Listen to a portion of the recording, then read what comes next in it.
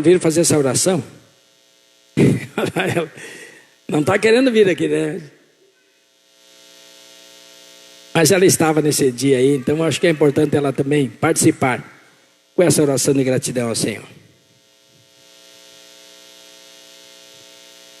Ela não gostou muito, né? Mas é que ela não é muito de público, né?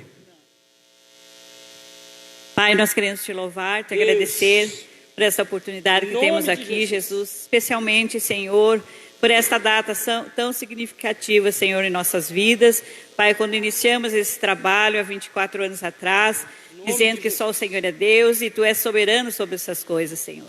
Louvamos a Ti, Senhor, pelas vidas que se achegaram nesse lugar.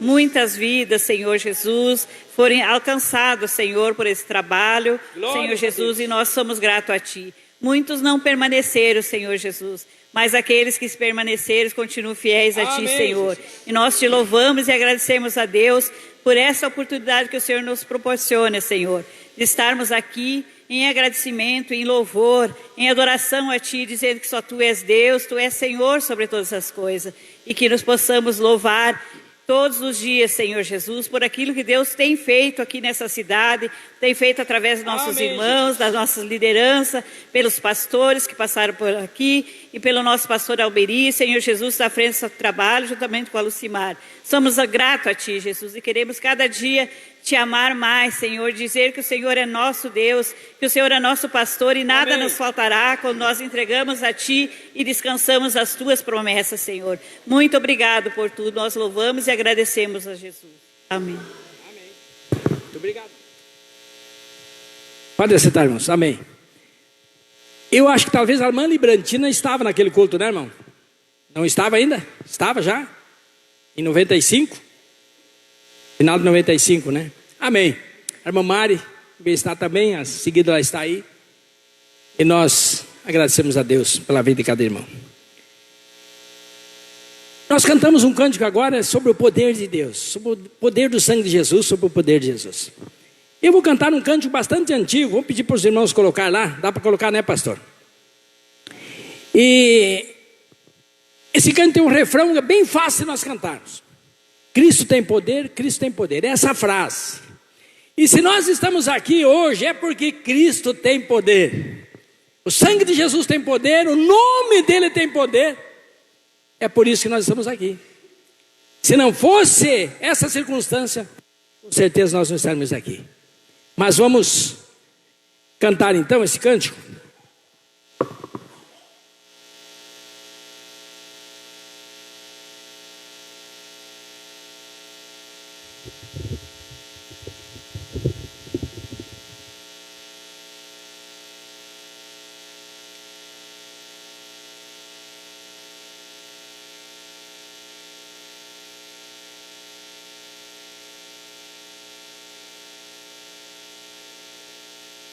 Não tem, né? Então se imagine quantos anos tem essa vida. Eu tenho autor lá, né, pastor?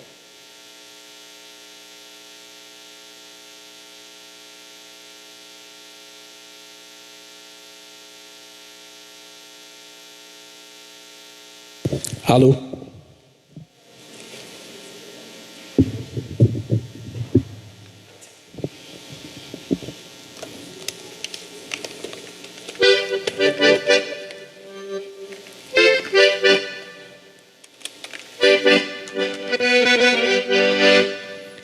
Vamos pegar a estrofe para nós cantar junto, diz assim, ó. Cristo tem poder, Cristo tem poder, Cristo tem poder, Cristo tem poder, Cristo tem poder, Cristo tem poder, Jesus Cristo é poderoso, Jesus Cristo tem poder. Toca lá esse? Não? Vamos lá, vamos ver se pegaram? É bem fácil, vamos ver se cantar junto. Cristo tem poder, Cristo tem poder, Cristo tem poder, Cristo tem poder, Cristo tem poder, Cristo tem poder, Jesus Cristo é poderoso, Jesus Cristo tem poder. Então depois é só me ajudar, né? É fácil. Isso nós podemos expressar com toda gratidão no nome de Jesus. Amém? Vamos lá. Lá na Bíblia está escrito, lá no Novo Testamento, que em Canaã da Galileia Jesus foi num casamento, transformando água em vinho, dando ao povo para beber, demonstrando sua graça, sua glória, seu poder. Hoje vamos acertar um pouco lá, né? Senão acho que não vai dar, né? Dá para acertar lá? Não, a bateria lá tá muito pesada lá, né? Deu certo? Deu certo? Então vamos lá.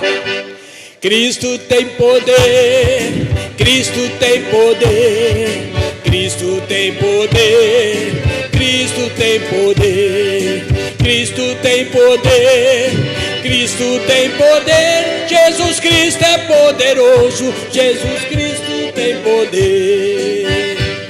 Jesus curou um cego entrando em Jericó, salvou em Samaria, lá no poço de Jacó. No Monte das Oliveiras, multidões acompanhou, 5 pães e 2 peixinhos, 5.000 alimentou. Cristo tem poder, Cristo tem poder, Cristo tem poder, Cristo tem poder, Cristo tem poder, Cristo tem poder. Jesus Cristo é poderoso, Jesus Cristo tem poder. Na cidade de Naim estava uma mulher chorando, seu filho para o túmulo e o povo carregando. Jesus parou inteiro e o povo perturbou. Jesus chamou o morto e o morto levantou. Mas por quê?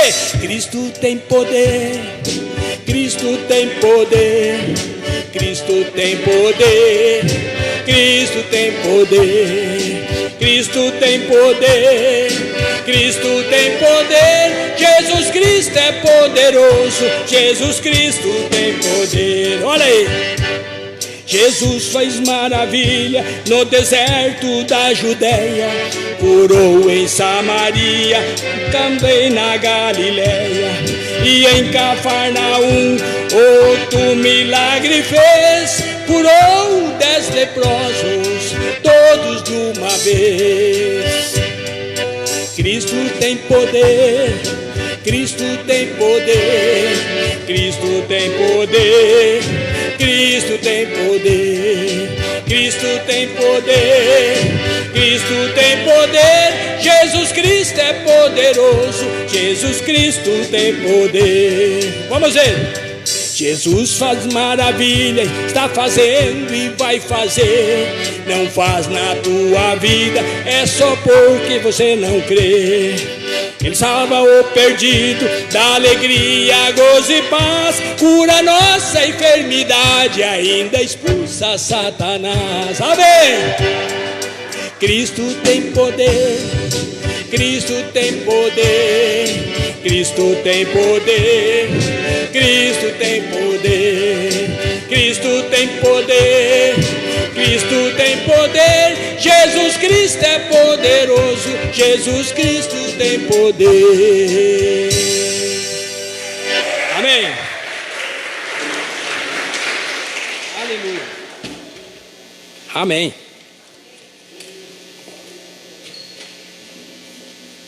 Olha que beleza, né? Cura a enfermidade e ainda manda para longe aquele que nos perturba tanto, né? Aquele que tanto nos tem causado os problemas, ele manda embora, manda para diante. Lemos aqui hoje pela manhã no culto, o pastor estava adoecido um pouco, né? Ele passou aqui rapidamente, abriu e foi. Mas abri a Bíblia ali, Salmo 84. Aí a irmã Lu me ligou, acho que depois do meio-dia, o pastor não estava muito bem, e se eu poderia trazer a palavra dessa noite. Como havia lido esse salmo e me alegrado muito em função do nosso aniversário da igreja, eu digo, vou ler para os irmãos esse salmo, porque é maravilhoso. Salmo 84.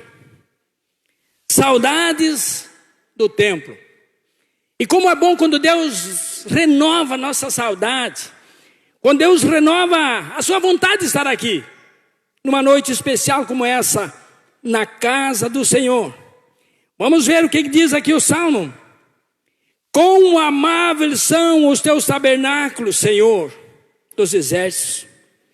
A minha alma suspira e desfalece pelos átrios do nosso Deus. O meu coração e a minha carne exultam pelo Deus vivo. O pardal encontrou casa e a andorinha ninhos para si, onde acolhe os seus filhotes. Eu em teus altares, Senhor dos exércitos, Rei meu e Deus meu. Bem-aventurados, Senhor, os que habitam em tua casa, louvam-te perpetuamente. Bem-aventurado o homem cuja força está em ti, e em cujo coração se encontram os caminhos aplanados. O qual, passando pelo vale árido, faz dele um manancial de bênção e cobre a primeira chuva. Esse Salmo 84, o pastor já falou uma vez sobre ele. É um hino, um cântico que era entoado quando os peregrinos iam a Jerusalém adorar o Senhor. E a lei mosaica determinava que o homem, o sexo masculino, vamos dizer assim, o homem, ele era quase que obrigado 3 vezes ao ano se dirigir até o templo em Jerusalém para adorar ao Senhor. Ele precisava fazer essa peregrinação para cumprir a lei mosaica. E as 3 festas principais, vocês sabem de cor, que era a Páscoa, o Pentecostes e o Tabernáculo. E cada uma dessas festas tinha um significado, um sentido para o povo hebreu. E eles iam lá porque lembravam e comemoravam alguma coisa sobre essas datas especiais. A Páscoa era a celebração da libertação do povo hebreu da escravidão do Egito. Eles iam lá para agradecer ao seu Deus, porque os 400 anos lá no Egito não tiraram do coração daquela nova geração o amor a Deus, ao seu Deus. E por isso eles precisavam ir ao templo, ao lugar determinado para adoração. Passava mais 50 dias, tinha a festa do Pentecostes, que os judeus tinham o sistema, o agradecimento a Deus pelas colheitas, e também em homenagem ao dia em que Moisés recebeu as tábuas da lei do mandamento lá no Monte Sinai. Eles também preservavam esta memória. Eles preservavam esses dias especiais na sua vida, indo ao templo para adoração e sacrifício.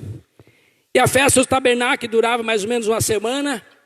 E eles costumavam armar tendas para também lembrarem do período de travessia do deserto. E também ali eles tinham aqueles momentos de louvor, de adoração a Deus. Um trabalho todo especial de sacrifício ao Deus de Israel. Irmãos, essas datas traziam àquele povo grandes lembranças. E tem trazido a você também, com certeza, muitas lembranças. E nós festejamos como povo cristão a Páscoa. Festejamos essa data tão especial, que além de sair do povo do Egito, nós lembramos da crucificação de Jesus. E a maior vitória que ele teve, que foi a vitória sobre a morte, e nos dá esse direito de poder lembrar e agradecer e louvar a Deus. Como é bom nós fazer isso. Mas eu quero convidar você a refletir um pouco também sobre esse texto que li há pouco, e sobre esses anos que você já está aqui conosco. que nós estamos aqui como igreja em Soledade, e graças a Deus, talvez por coube a mim falar alguma coisa sobre isso, um dia tão especial. Eu olho para vocês aqui, me sinto feliz, sinto agradecido a Deus pela vida de cada um, cada irmão, pelo pastor que tem lutado aqui, os irmãos que estão lá na porta, estão trabalhando, estão prestigiando essa noite. Não sei se nós temos alguém visitando pela primeira vez. Todos de casa já? Às vezes sem o óculos aqui. Acho que temos o João lá. João, estou brincando. Mas que bom. Temos aquela irmã que nos acompanha ali já há alguns dias, né? Que bênção. Quão amáveis são os seus tabernáculos, Senhor. Nós vemos aqui, esse salmo que é atribuído aos filhos de Coré, não tem aqui quem escreveu esse salmo, esse cântico. Mas quando ele expressa quão amáveis são os teus tabernáculos, nós deduzimos neste homem, nesta pessoa, nesse poeta, o anelo que ele tinha pelo lugar formal de adoração ao Senhor. E às vezes nós costumamos dizer, Deus está em todos os lugares, não precisa vir na igreja para adorar a Deus. Mas a igreja é o lugar para adorar a Deus. Todos os lugares são. Mas esse é um lugar especial. É um lugar formal, onde Deus nos deu esse lindo tempo. Para nós congregarmos como irmãos e aqui olharmos um para o outro, poder dar um abraço um ao outro e ouvir a palavra de Deus assentados por esta hora que nós vamos estar aqui. Então este homem tinha esse anelo pelo lugar formal de adoração e oração ao Senhor. Ele declara a bem-aventurança do cristão que se dirige cheio de fé, cheio de confiança. Eu tenho noção, eu tenho uma ideia que você saiu de casa essa noite cheio de confiança. Você não sai obrigado porque alguém disse, você tem que ir na igreja hoje. Mas com certeza o Espírito Santo tocou no seu coração e você saiu de casa. Você veio de casa dirigido até aqui, cheio de fé, de confiança, para poder adorar a Deus nesta noite, nesse templo, nesse lugar. E nesse verso que nós lemos, ele declara esta bem-aventurança, que bem-aventurado é o homem que está nos átrios do Senhor. Não tem lugar melhor para nós estarmos. Não existe lugar melhor para nós estarmos. Pessoas espirituais aprendem que precisamos desse toque que brota no fundo do nosso coração. Lá dentro do seu coração. Você vem de espontânea vontade. Você vem aqui para aproveitar esses minutos. Então nós como pessoas precisamos desse toque do Espírito Santo que brota no fundo da nossa alma. Não basta nós orarmos aqui, não basta nós lermos a palavra.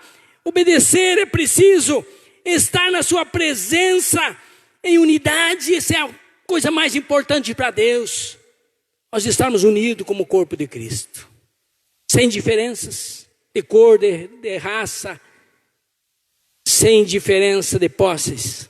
Mas aqui é um lugar para nós estarmos juntos. Ele continua dizendo, a minha alma suspira. Esse texto suspira. O pastor gosta muito disso no hebraico, significa, como se fosse empalidece. Essa palavra quer dizer empalidece. Quando alguém está para desmaiar, ele fica aquela cor amareladinha. É assim que ele expressa nessa palavra. A minha alma suspira, a minha alma empalidece. Eu estou quase a ponto de desmaiar. Era a maneira que ele se sentia tão empolgado de estar na casa do Senhor. A emoção, a aura da presença de Deus tomava conta do salmista, ao ponto de unir corpo, alma e espírito em uma única adoração ao Senhor. E aqui nós estamos em corpo, alma e espírito. O ser humano completo. É isso que você está fazendo essa noite aqui. Quando nós estamos na igreja, nós estamos na casa do Senhor, nos atos do Senhor. Nós despojamos do celular que incomoda tanto, né? Nós jogamos ele ali no banco, deixa de lado. Dá um cutucão no vizinho do lado que fica conversando o culto inteiro com você, atrapalhando. Mas você deve estar aqui de corpo, alma e espírito servindo a Deus. Deus está aqui, como diz o pastor, esse refrão que o pastor sempre usa, Deus está aqui. Deus está. E mais do que isso, os olhos do Senhor estão te observando. Que tipo de adoração nós estamos fazendo hoje, aqui, nesse momento a Deus? Qual é a sua adoração? Por que eu estou aqui? Como eu cheguei aqui? Talvez alguns tristes, talvez alguns com problemas, talvez alguém com dificuldade. Mas é tão bonito como nós vemos. Hoje, quando nós nos reunimos para orar aqui, a irmã que estava com nós, ela disse, eu quero dar um testemunho. E ela contou que foi curada agora numa dessas reuniões passadas. Ela disse, não sinto nada daquilo que eu estava sentindo. Isso nos alegra. Que Deus faz grandes coisas em nosso meio. Deus faz grandes coisas. 24 anos se passaram e a nós parece que passou tanto tempo, mas não é tanto tempo. E os milagres que aconteceram nesses 24 anos são notáveis. Talvez nós que acostumamos a estar aqui não notamos tanto. Mas as pessoas aí fora notam. Como Deus fez grandes coisas. Quando começamos a arrumar aquela capelinha, nós não tínhamos dinheiro para reformar ela e começamos. Não tinha vidro. Fui nas vidraçarias que faziam aqueles boxes de banheiros. Sobrava retalho de box de banheiro. Cheguei no e disse, tem aqueles retalhos de box de banheiro? Tem. Me dá uns aí. Eu lá pegava uma pilha, vinha e cortava, fazia os vidros. Então nós enchemos aquelas janelinhas lá de vidro de box de banheiro, aqueles acrílico de banheiro. E assim nós fomos arrumando as coisas. Mas aquilo parecia que nos dava vida. Aquilo parecia que era simples, mas era com tanto amor. Nós entramos naquela capelinha podre, o chão, os forros. Não dava para fazer muito barulho. Se botar a bateria ou botasse lá meio forte, era um perigo. Calçamos a casa para não cair. Mas era tão bom, era tão aconchegante, porque nós estávamos pensando ali que era um começo. Quando você acredita, você tem sonhos, os sonhos de Deus. E o cristão, quando sonha, ele não sonha dormindo, ele sonha acordado. Eu estou falando de sonho acordado, visão. Quando Deus nos dá sonhos, os sonhos de Deus, não é o sonho que nós sonhamos dormindo, não. É aquilo que tu sonha acordado, de olho bem aberto, com a mente funcionando, e aquilo que Deus quer, o que Deus vai nos levar, aonde Deus vai nos levar. E assim começamos, e assim Deus foi nos abençoando tanto. E hoje, você pode desfrutar de tudo isso aqui, graças a Deus, irmãos que vieram, pastores que passaram aqui, pastor Alberia, irmão, que estão trabalhando tanto, aos nossos líderes, à diretoria, aos irmãos que têm ajudado financeiramente, ao Senhor toda a honra, toda a glória, mas a vocês participantes, também a nossa gratidão em nome de Jesus. Alguém disse, o homem que sonha, o homem que não sonha, não vive. E eu acho que tem razão. Não sei quem escreveu isso, mas o homem que não sonha, não vive. Será que está certa essa frase? Eu acho que está. Porque o sonho é aquela esperança que nos mantém. É aquela esperança que no dia de amanhã vai ser melhor. O salário não está bom, mas eu sonho que amanhã eu vou melhorar. Minha casinha não está boa, mas eu sonho que amanhã Deus vai me dar uma melhor. E assim nós vamos vivendo. Imagine se nós não pensássemos no dia de amanhã, né, Eliezer? Se nós não plantássemos algo para o dia de amanhã. Você sonha com a sua aposentadoria, né? Já está pagando agora 10, 15 anos, daqui mais 15, 20 anos. Se tudo correr bem no Brasil, você vai se aposentar, se Deus quiser. Então são sonhos, etapas da vida que nós vencemos. Então você precisa sonhar para viver. Viver o sonho de Deus, então é sonhar, como disse, acordado. é desejar ardentemente e perseverante para que as coisas aconteçam. Eu acho que esse é o mais importante. É o desejo perseverante ardentemente para que as coisas aconteçam. Agora, se eu cruzar os braços, se eu ficar parado esperando que as coisas aconteçam, não vai acontecer. Não vai. Eu preciso fazer algo. Eu lembro aqui uma passagem que alguém fez para que o sonho, a realidade acontecesse. Quando Jessé chamou seu filho e mandou o Davizinho. Ó, Davi, vem cá. Você vai levar uns pão e uns queijos lá para o campo da batalha. Você acha que ele só mandou ele levar comida lá para os soldados? Jessé tinha um sonho no seu coração. Ele viu o profeta ungir Davi e declarar ali dentro da sua casa, o seu casebre, não sei como era a casa de Jessé. Mas ali ele disse que aquele menino seria o rei de Israel. Jessé sabia daquilo. E as coisas parece que estavam demorando. Ele pega e diz, eu tenho que dar um empurrãozinho, né? Eu tenho que começar a preparar esse menino que daqui a pouco ele vai ser rei. Ele precisa ir lá para ver o que é lutar. Chama Davi e manda, vai lá. Ô Davi, vai lá. Vai lá. Quem sabe deu umas instruções, ó Davi. Abre bem os olhos, fica olhando como é que dá. Como é que Saul luta, como é que os soldados lutam. Porque ó, tu tem uma promessa de Deus, cara, você vai ser o rei de Israel, você sabe disso. E Davi foi observar o campo de batalha. Tinha sonhos, ele foi ungido, ele sabia, ele recebeu a bênção. Quantas vezes Deus abençoou, Deus te abençoou, Deus ungiu você para uma determinada tarefa. E você precisa agilizar isso também, nós precisamos agilizar isso também. As coisas precisam acontecer. No tempo de Deus é lógico.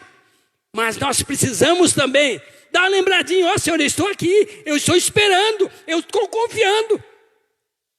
E Davi foi lá. Você sabe a história, não vamos entrar nessa história. Mas quando ele viu que alguém estava afrontando o seu Deus, quando ele viu que alguém estava maltratando o nome do seu Deus, ele se sentiu um valente. Com certeza ele pensou consigo mesmo, olha, o profeta me ungiu e disse que eu tenho o poder de Deus. Ele me ungiu com o poder de nosso Deus. E eu vou contencer conciso com esse homem perverso que está aí blasfemando o nosso Deus. Eu não vou passar vergonha não, porque eu vou em nome do Senhor dos Exércitos. Ele antecipou ali quanto na vida dele. Aí ele já foi notado como um jovem guerreiro, como um jovem que podia ter um futuro dentro do exército e dentro da liderança de Israel. Às vezes nós ficamos de braços cruzados esperando acontecer. Levante-se, você é um líder, você é um chamado por Deus, você tem uma missão. Encare de frente, faça a sua parte, não deixe as coisas acontecerem na natural, procure avançar um pouco. E é assim que Deus vai honrar e vai honrar muito este povo no nome de Jesus. Mas eu quero só fazer uma pergunta.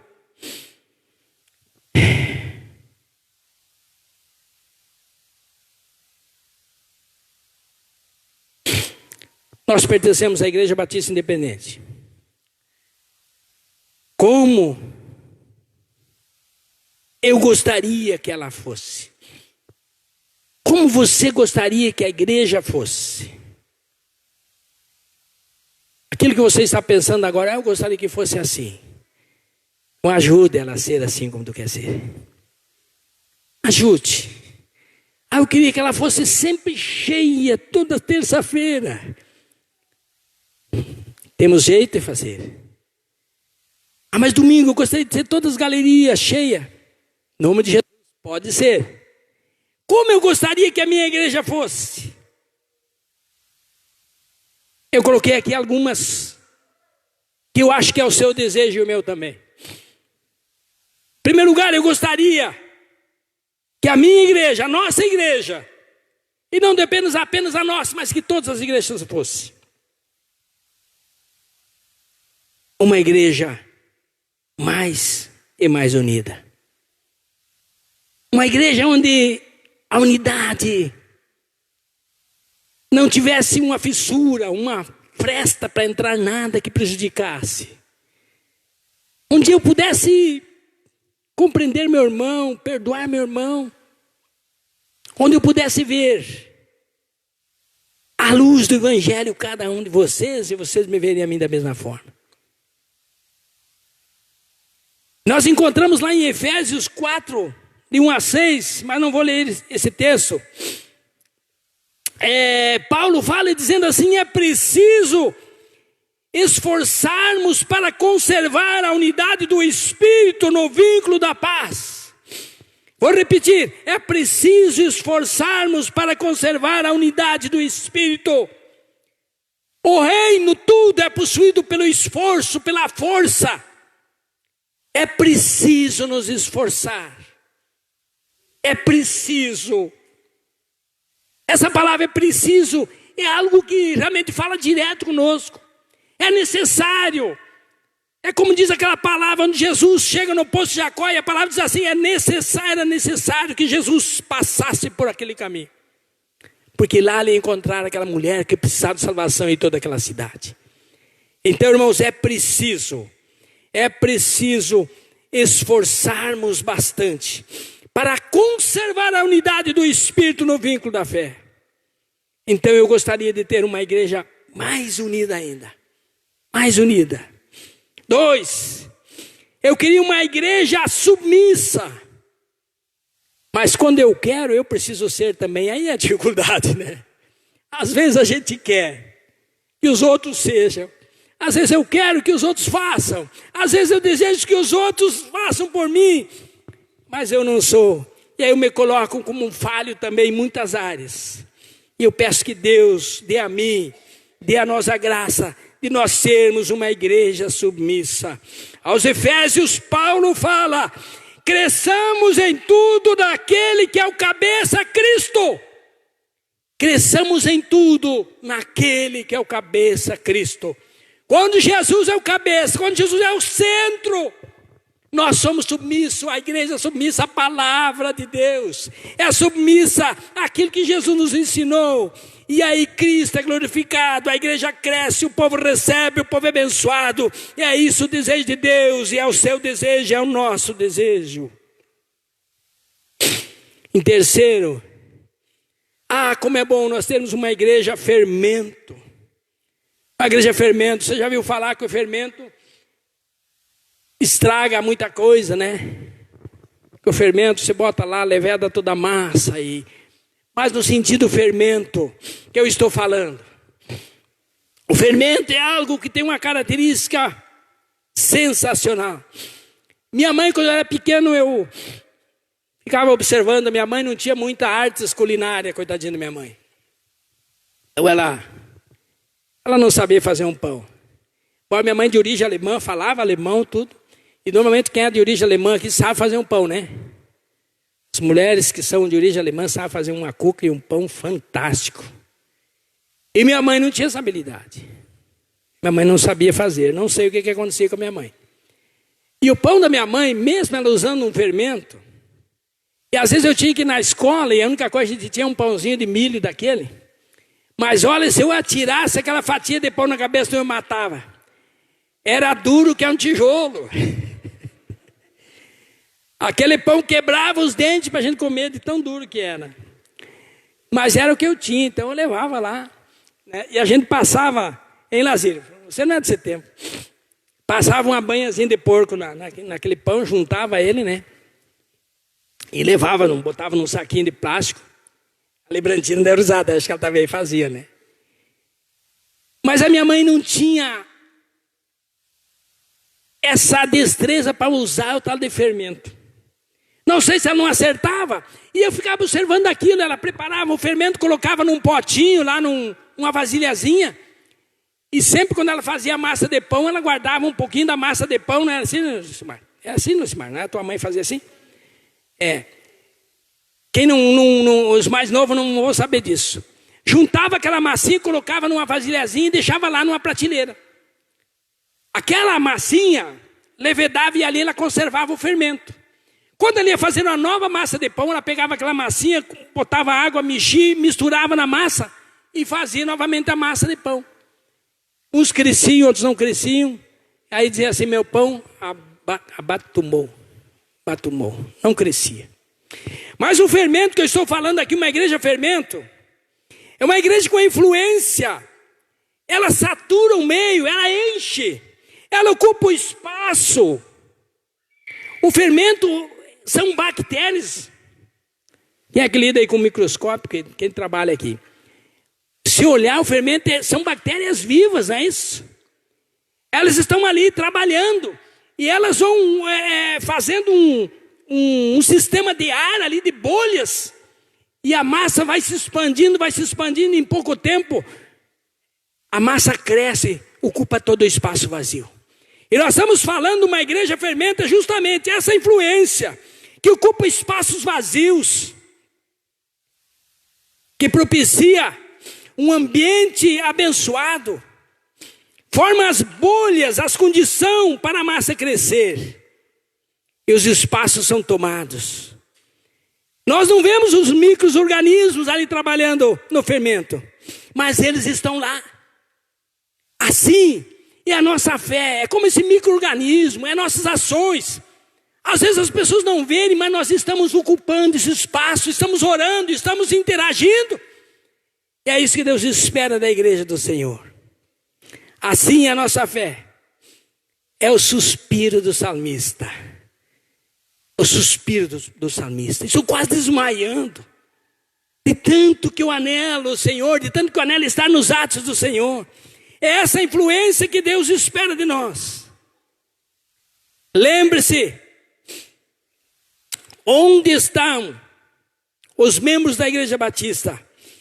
Onde estão os membros das igrejas? Ali deve estar, e ali está um embaixador de Cristo. Aqui eu vejo uma grande diferença. E sabe o que me dói mesmo? Eu às vezes converso com o pastor e muitas vezes me entristece de uma maneira tremenda. Quando nós vemos no Facebook, às vezes muitas imagens, fotos de jovens que estavam na igreja. Aí eles estão lá na boate, estão lá em outro lugar, aparentemente rindo, faceiros. Eu me pergunto, essas pessoas tinham o nome de embaixadores de Cristo? Quando nós somos embaixadores de Cristo, não é a todos os lugares que nós vamos, que nós podemos estar, porque nós somos representantes de Jesus aqui na terra. Você sabia que você é um representante de Deus? Como imagem e semelhança? E aí, irmãos, como diz o pastor aí, que a vara pega. Porque nós, como representante de Cristo, embaixadores de Cristo, com a missão de representá-lo, como nós vamos representar mal? De jeito nenhum. Você, eu, a igreja do Senhor precisa representar bem. O embaixador fala bem do seu país, fala bem da sua igreja, representa, ele tem norma, ele tem jeito, ele tem estrutura para aguentar às vezes críticas, dificuldades. Ele não sai da linha, ele tem postura. E esse é o desejo de nós como igreja do Senhor. Sermos uma igreja que os representantes de Deus, embaixadores de Cristo, não tendo que se envergonhar e nem de envergonhá-lo, mas representá-los com empenho, com dignidade, influenciando e usando o chamado que Deus tem para cada um de nós da melhor maneira possível. Não é difícil, é um pouco complicado, mas não é uma coisa que nós não conseguimos fazer. Uma igreja corpo vivo, não apenas uma organização, não apenas uma igreja organizada, mas um corpo. Precisamos expulsar a inércia do nosso meio, buscamos com a resiliência cristã, que é a nossa qualidade, que é a chave para nós permanecermos firmes no corpo. Quantos anos você está aqui firmes? Amém, graças a Deus. Um dia eu vi um testemunho, seu irmão, lembra de um menino que ele disse assim: eu quero ficar aqui na igreja por um longo tempo. Aliás, por um longo tempo, parece que foi isso que ele expressou. Eu pensei comigo, eu tinha que ter dito, eu quero ficar todos os dias da minha vida. Diz por um longo tempo.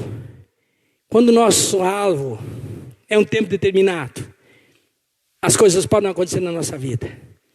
Mas nós temos um alvo, até quando o Senhor voltar, ou até quando Ele nos chamar. Quando você tem essa meta, você vai atingir no nome de Jesus. Então, irmãos, a chave é permanecer firmes.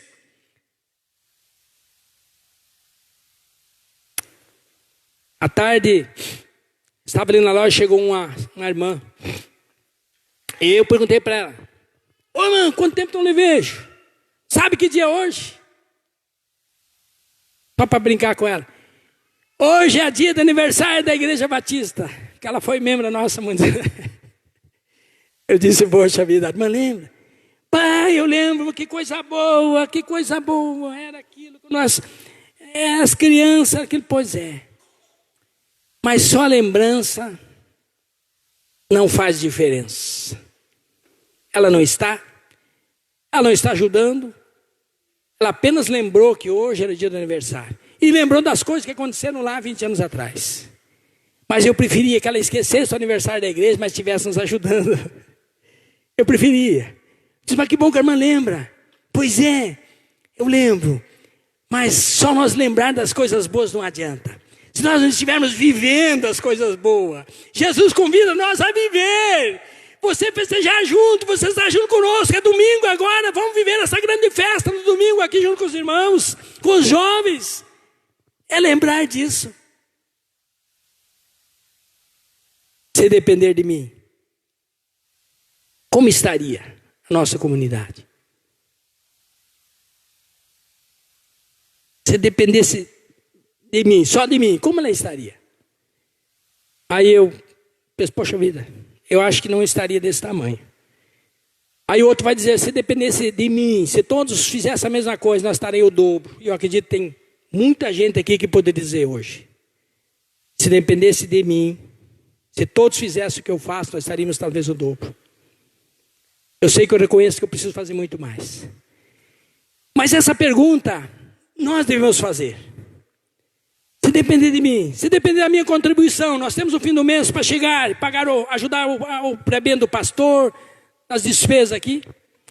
Se depender da minha contribuição mensal, do meu dízimo, como é que estaria essa igreja? Ela teria esses bancos, teria toda essa beleza? Se dependesse de mim, estaria funcionando as crianças ali, grupo de criança. Se dependesse de mim, estaria funcionando aqui a assistência social. É a pergunta que Deus faz com cada um de nós. Se depender de você, graças a Deus, com certeza. Se depender de você, se depender de mim, mesmo as nossas falhas, nós podemos melhorar, e muito. Vamos melhorar no nome de Jesus? Vamos fazer um 25 anos, próximo ano, diferente. Com muita festa. 25 anos, gente, não é qualquer coisa, não.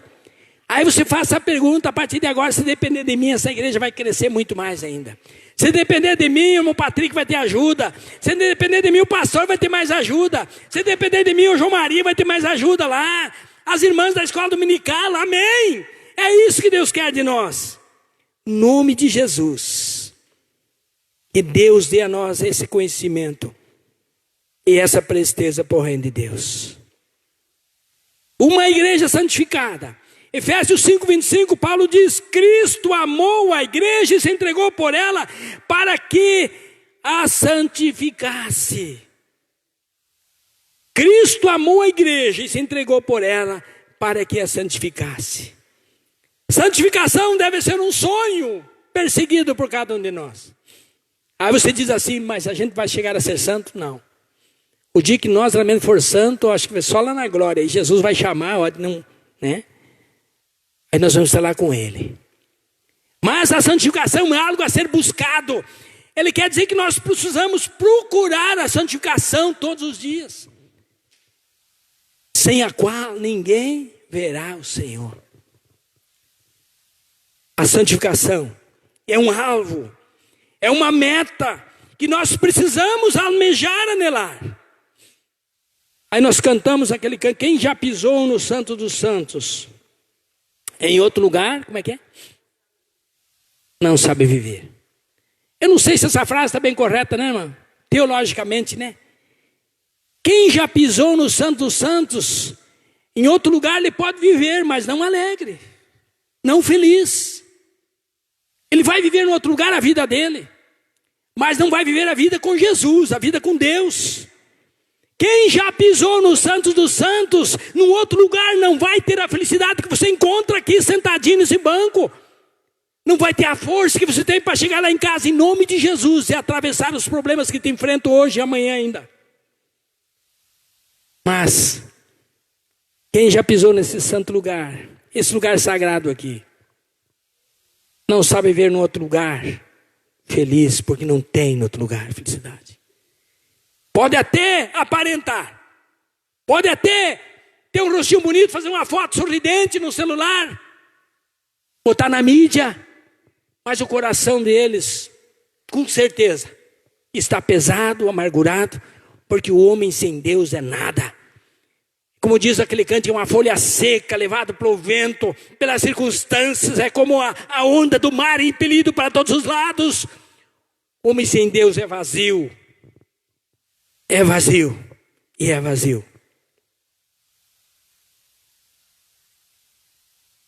A igreja santificada é um estilo de vida.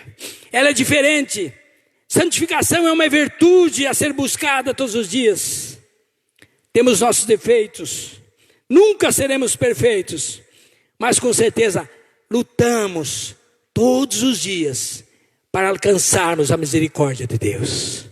Quando você luta, você procura, você ora ao Senhor. Senhor, me dá um bom dia, me abençoa, Senhor. Eu tenho tanta dificuldade. Eu preciso, Deus está contigo no nome do Senhor. Uma igreja missionária, olha que desafio. Nós ouvimos uma semana de igreja missionária. E aí, o desafio da igreja, quando nós começamos com congregação, eu quero testemunhar isso rapidamente com os irmãos. Nós éramos campo de Carazinho em outubro de 94. Foi o primeiro culto nosso. Nós como igreja de Carazinho. E nós começamos então com 9 meses de igreja, nós formamos a igreja. Aliás, do primeiro culto deu 1 ano. Nasceu a igreja aqui em Soledade. E nós, uma igreja sem recurso, nós emancipamos ela. E absorvemos uma congregação lá de Fontoura Xavier, que na época tinha lá 50 membros. Que era uma congregação da igreja de Carazinho.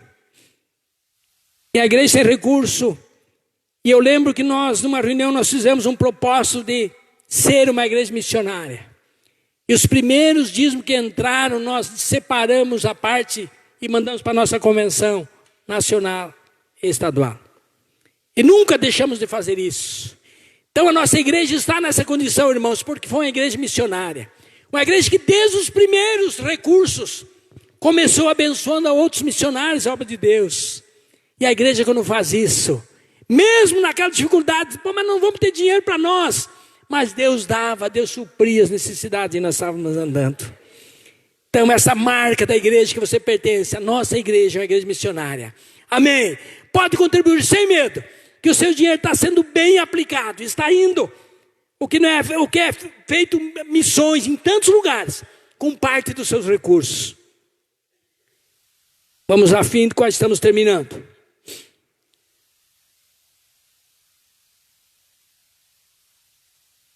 Nossa igreja, graças a Deus, é dotada de profissionais. Olha a bênção que Deus nos deu na nossa igreja. Nós temos médicos aqui dentro, nós temos advogados, temos psicólogos, temos empresários, temos professores, nós temos missionários de todos os jeitos. Pessoas que podem atingir todas as camadas sociais das sociedades. Pessoas que podem ser arautos, embaixadores de Deus lá no hospital, lá dentro dos postos de saúde, na escola, no comércio. Olha como Deus é bom, Deus faz tantas coisas. Nós somos uma equipe. Podemos sim fazer mais. Tu imagine a força que nós temos no nome de Jesus, de atingir todos os núcleos de nossa comunidade. Podemos e estamos fazendo a missão de Deus, que Deus nos deu.